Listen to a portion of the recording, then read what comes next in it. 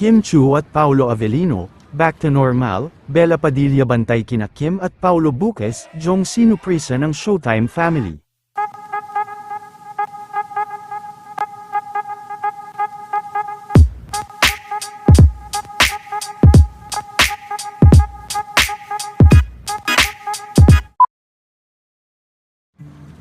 Talagang nakabalik na nga sa Pilipinas, sina Kim Chiu at Mr. Paolo Avellino, dahil balik sa normal routine na naman nga at pagjajagang ang dalawa ngayong araw.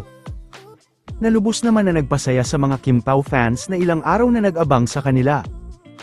Maging si Kim Chiu ay nagparamdam na din at nag-post na sa kanyang account. Hirit tuloy ng mga fans ay buo na ang kanilang araw dahil sa kanila. At dahil trending na rin sina Kim at Paolo Avellino ay kaagad din naman na nag-react si Bella Padilla. Hirit ni Bella, "Wag po tayong magwelga, I'll be there tomorrow."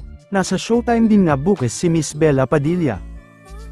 Hirit ng mga fans ay magbigay sana ng ayuda si Bella Padilla bukas.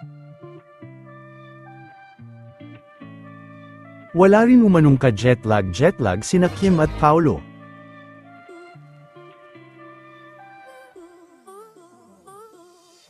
Samantala, isang pa-birthday surprise naman ang inihanda ng Showtime family para kay Mr. Jong Hilario. Kaagad din itong binati ng kanyang Showtime family.